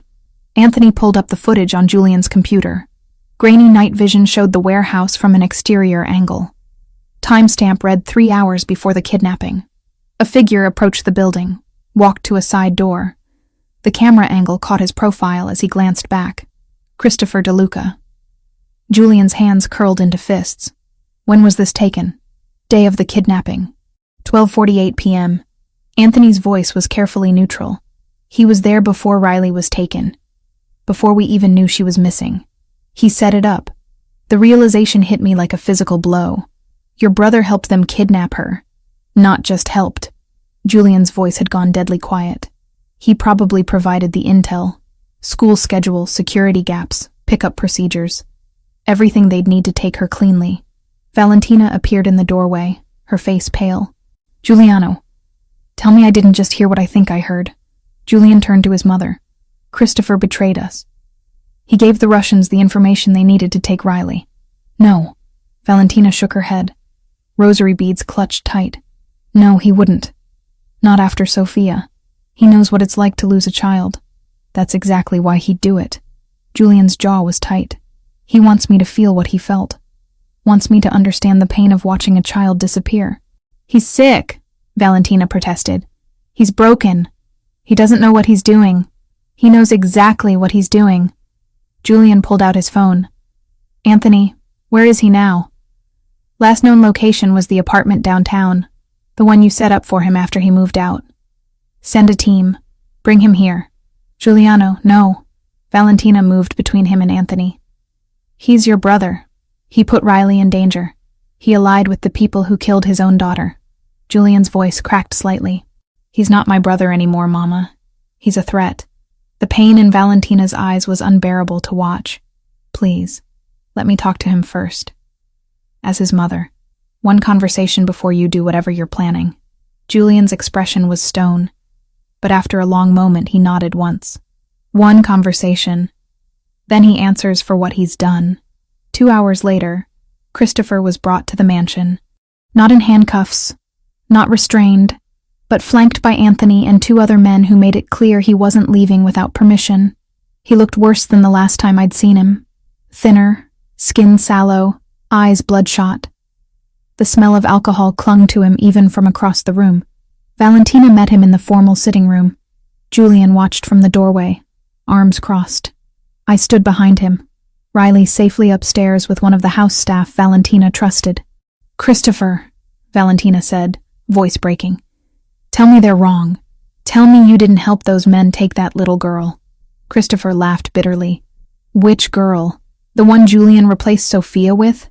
The child he parades around like our daughter never existed? Riley is not a replacement." Valentina's voice shook. "She's a little girl who needed protection. And what about Sophia? What about my daughter?" Christopher's voice rose. "Where was Julian's protection when she needed it? Where was this family when she was dying on a restaurant floor? That wasn't Julian's fault," Valentina said desperately. "The Russians attacked because Julian refused to negotiate, because his pride was more important than compromise." Christopher turned his bloodshot gaze to Julian. "You killed her, brother. As surely as if you'd pulled the trigger yourself." Julian's expression didn't change, but I saw his hands curl into fists. "So you decided to make him feel the same pain," I said, unable to stay silent, "by terrorizing a 5-year-old girl who had nothing to do with what happened to Sophia." Christopher's eyes found me. "You don't understand. None of you do. He needs to know what it's like, to be helpless, to watch someone you love disappear and know you can't save them. But he did save her." My voice was cold. "Which means your plan failed. All you accomplished was proving you're exactly as broken as everyone feared." "Megan," Julian said quietly, "but I was done being polite to the man who'd put my daughter through hell. You want to punish Julian? Fine. That's between you two. But you used my daughter to do it. You allied with the men who killed your own child just to hurt your brother. That's not grief, Christopher. That's evil." Christopher lunged toward me, rage twisting his features. Julian moved faster than I'd ever seen him move, intercepting his brother, slamming him against the wall with one hand around his throat. "Don't," Julian said, voice arctic. "Don't even breathe in her direction." Anthony and the other men moved in, but Valentina raised a hand, stopping them. "Giuliano," she said quietly, "let him go." Julian released Christopher, who slumped against the wall, gasping. Valentina approached her younger son, cupping his face in her hands. "I love you. I have always loved you. But what you did, I cannot forgive. Not yet. Maybe not ever." Tears streamed down Christopher's face. "Mama, no." She stepped back. "You are my son. You will always be my son. But you are not welcome in this house until you make this right. However long that takes. Where am I supposed to go?" Julian pulled out an envelope, threw it at Christopher's feet. "Plane ticket. Apartment address in London. Money to live on for 6 months. After that, you're on your own. You're exiling me. I'm letting you live." Julian's voice was flat. "That's more mercy than you deserve. If it were anyone but Mama asking, you'd already be in the ground." Christopher bent to pick up the envelope with shaking hands. He looked at each of us in turn, lingering on Valentina, before Anthony escorted him out. The moment the door closed, Valentina collapsed into a chair. Decades of strength finally crumbling. I moved to sit beside her, taking her hand. "I'm sorry," she whispered. "I'm so sorry he hurt your daughter. You're not responsible for his choices. But I am his mother. I raised him. Where did I fail so badly that he became this?" Julian knelt in front of her, taking her other hand. "You didn't fail, Mama. Christopher failed himself. He chose grief over healing, chose revenge over family. That's not your fault." Valentina pulled both of us close, holding on like we were lifelines in a storm. Later, after Valentina had gone to rest, and Julian had disappeared to handle whatever aftermath came from exiling his brother, I found myself in the garden. Riley played on the grass nearby, laughing as a puppy Valentina kept chased her in circles. Normal child sounds, so at odds with the violence surrounding us. Anthony appeared at my side. "Ms. Collins." "Megan," I corrected automatically. "Megan." He nodded. Boss wanted me to tell you the threat level just dropped significantly. With Christopher gone and the Russians scattered, you're considerably safer. But not completely safe. No. His honesty was refreshing. Kozlov's still out there. But he's weakened. Lost his inside source, lost his men, lost his leverage. He'll rebuild. But it'll take time. Months. Maybe longer. Long enough to feel like we can breathe again? That's up to you to decide. Anthony glanced at Riley. For what it's worth, I've worked for Julian for 8 years. Seen him lose people, gain people, make hard calls most men couldn't live with. And I've never seen him look at anyone the way he looks at you and your daughter. What way is that? Like he'd burn the world down if it meant keeping you safe. Anthony's expression was unreadable. Just thought you should know. He walked away, leaving me to watch Riley play, and wonder how I'd gotten here. How a chance encounter in a cafe had led to this moment, where a mafia boss's protection felt less like a cage and more like home. The answer scared me more than the danger ever had, because somewhere along the way, I'd stopped wanting to leave. 3 months passed in a blur of domesticity I'd never expected to experience. Riley thrived at her new private school, making friends and laughing again. Her nightmares came less frequently, and when they did, she'd pad down the hallway to where Julian worked late, climbing into his lap until the fear passed. I'd converted the mansion's sunroom into a photography studio, taking on select clients while building a portfolio that actually reflected my skill rather than desperation. Money was no longer a constant source of panic. And Julian. Julian was everywhere and nowhere, always present even when business took him away for days at a time.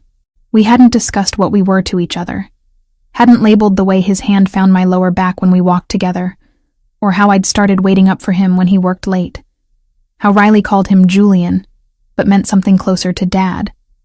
It was easier not to name it. Safer. Ryan's custody case had dissolved without trial. His lawyers withdrew after Victoria Hale presented evidence of his violent history that somehow kept multiplying. Julian's doing, undoubtedly, though he'd never admitted it. The Russians remained quiet. No attacks, no threats, no sign of Kozlov beyond intelligence reports that placed him somewhere in Eastern Europe, licking his wounds. Life felt almost normal. Almost. I knew it couldn't last. The realization came on a Tuesday afternoon. Riley was at school, I was editing wedding photos, and Julian was supposedly handling business at the port. But something felt wrong, a tension in the air that reminded me of the days before the kidnapping. My phone buzzed. Julian's name on the screen. Come to my office. Now. No explanation. No pleasantries. Just command. The kind he used when situations were critical. I found him standing at the windows overlooking the garden, shoulders tight with tension. Anthony stood nearby, along with 2 men I recognized from Julian's security team. What's wrong? I asked. Julian turned, and the look on his face made my blood run cold. Kozlov is dead. I blinked. That's good news, isn't it? The threat's eliminated. It would be. Except he didn't die from natural causes. Julian pulled up something on his computer, turned the monitor so I could see. Grainy security footage showed a man slumped in a chair, blood pooling beneath him. He was executed. Professional hit, clean and efficient. 2 days ago in Prague. Who killed him? That's the question.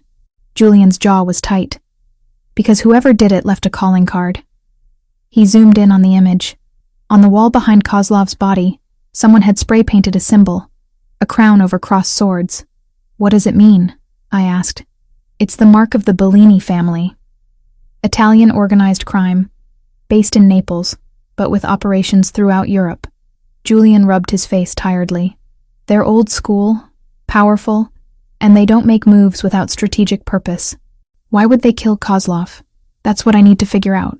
He looked at Anthony. Has there been any communication? Nothing direct, but word on the street is the Bellinis are consolidating territory. They've been moving against Russian interests across Europe for the past 6 months. And now they've made a statement by taking out one of the most connected Russian operators in the game. Julian's voice was grim. Which means they're sending a message. To who? I asked, though dread was already settling in my stomach. Julian's eyes met mine. To me. The Bellinis know about the conflict with Kozlov. They know he targeted my family. By killing him, they're either offering alliance or announcing their intention to fill the power vacuum he left. How do you know which? I don't. Yet, he turned back to Anthony. Increase security at all properties. Double the guards on Riley's school. And find out everything you can about Bellini movements in the US over the past year. After Anthony left, Julian moved to pour himself a drink from the crystal decanter on his desk. His hands were steady, but I could see the tension in his shoulders. This never stops, does it? I said quietly. One threat ends, another begins. No, it doesn't. He took a sip, staring at nothing. This is my world, Megan. It's always been this way, and you want us to stay in it. I want you to be safe. He turned to face me. Whether that's with me or somewhere far away where my enemies can't use you as leverage. Either way, I'll make sure you're protected. The offer hung between us, carefully neutral. He was giving me an out, a chance to walk away before the next crisis hit. I should have taken it. Should have grabbed Riley and run to somewhere quiet, where mafia politics and territorial disputes couldn't reach us. Instead, I crossed the room to where Julian stood. What if I don't want to leave? His expression shifted, hope and fear warring on his face. Then you need to understand what that means. The danger doesn't end. Every choice I make creates enemies. Every alliance I forge comes with complications. You and Riley will always be potential targets. We're already targets. I reached up, touching his face. We have been since that first night in the cafe. Walking away now doesn't erase what these people know about us. I can relocate you. New identities, new life. Somewhere they'd never think to look. And never see you again? The words came out more vulnerable than I'd intended. Never watch Riley learn Italian from you? Or see Valentina spoil her with pastries? Just disappear and pretend none of this happened? You'd be alive. Safe. We'd be alone. I held his gaze. Riley's lost enough already. She lost her father to violence and substance abuse. Lost the only home she'd known when we fled. Now she's finally found stability. Found family. You want me to rip that away from her? I want her to grow up. His voice broke slightly. To have a future that isn't overshadowed by my choices. Then make different choices.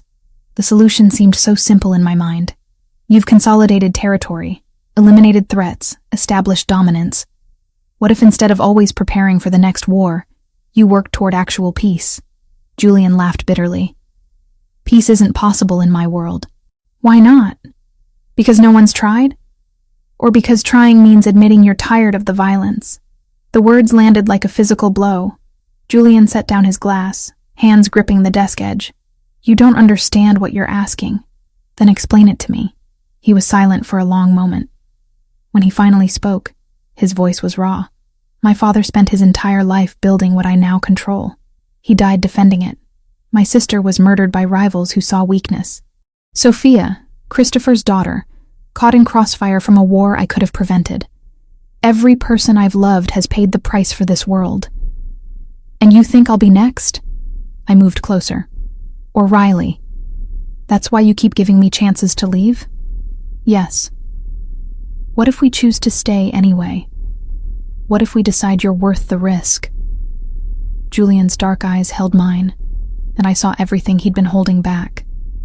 The fear, the longing, the desperate hope that maybe this time it could be different.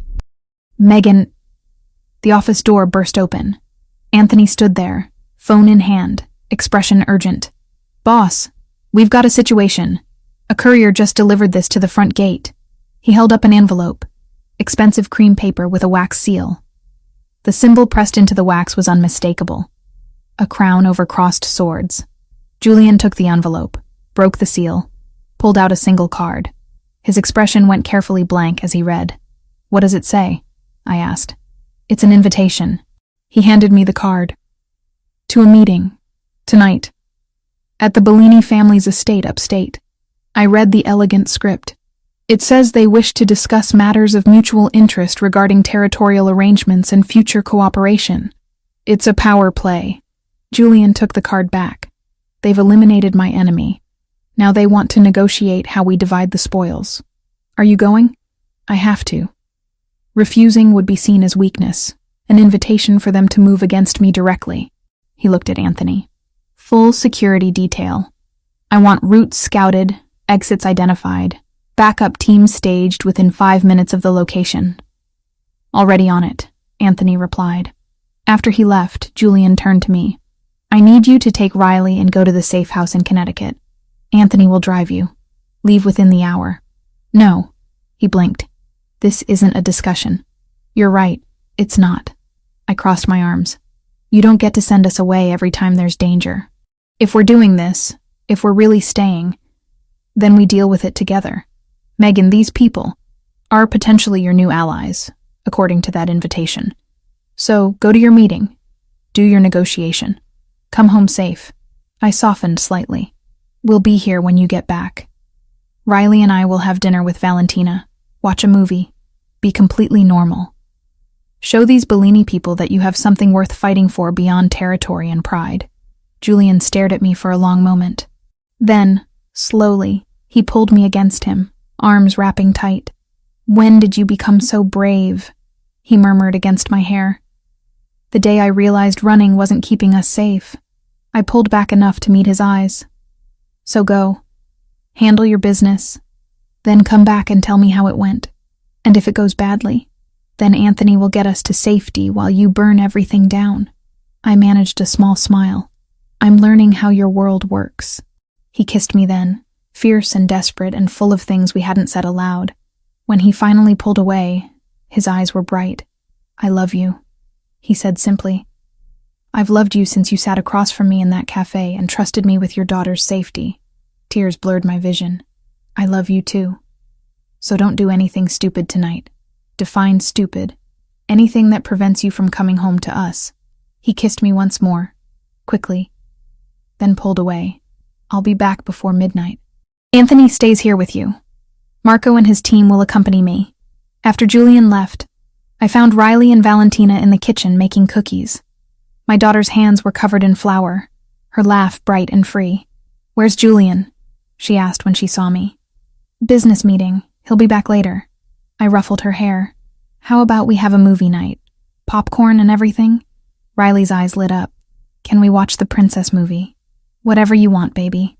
As Valentina helped Riley wash her hands, the older woman caught my eye. She knew something was happening, could read the tension I was trying to hide. He'll come back, she said quietly. Julian always comes back. How can you be so sure? Valentina smiled. Because now he has a reason that matters more than pride or territory. He has you. He has Riley. He has family again. The hours crawled by. We watched the movie, ate too much popcorn, and Riley eventually fell asleep curled against my side. I carried her up to bed, tucked her in, and then returned to the living room where Valentina had made tea. He should have called by now, I said, checking my phone for the 20th time. These things take time. Valentina poured tea with steady hands. Negotiations, posturing, establishing dominance. It's all part of the dance. At 11:43, headlights swept across the windows.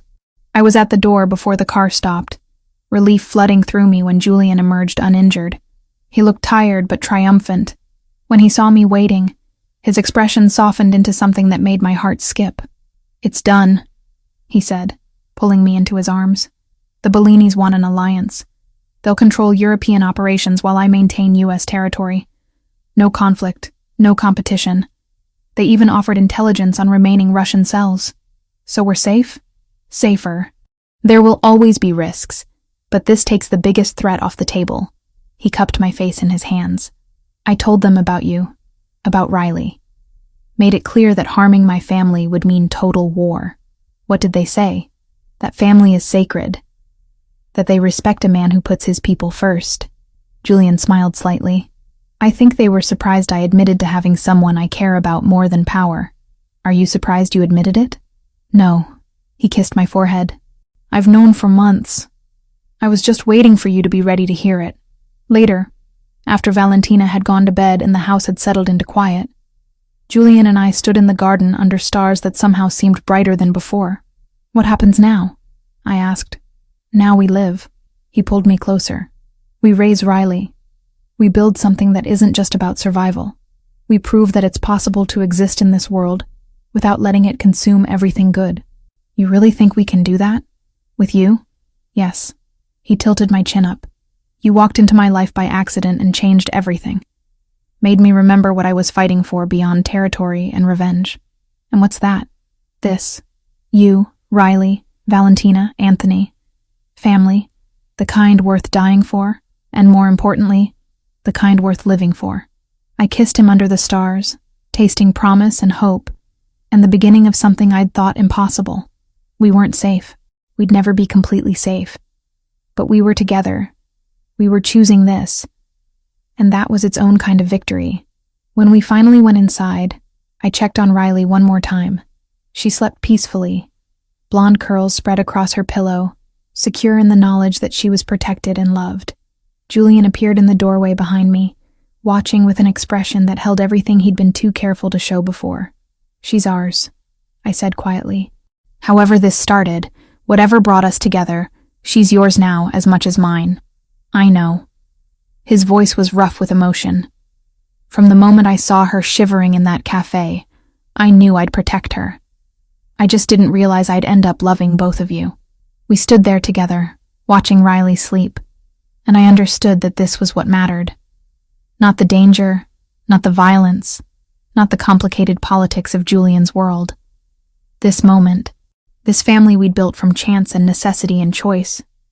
It wasn't the ending I'd expected when I walked into that cafe 3 months ago, desperate and alone. It was better.